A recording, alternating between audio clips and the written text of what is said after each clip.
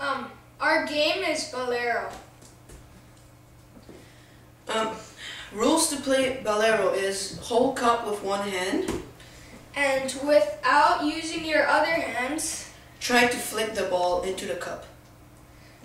how to play it. Flick the ball into the cup for 1 point. 1 to 6 players age 3 and up can play. Beginners get 3 chances before passing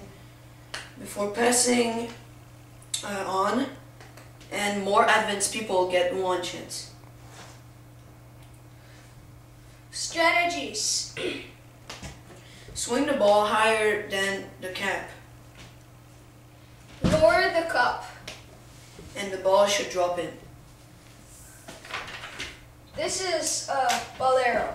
This is handmade. Demonstration. Wow. Thank you for listening.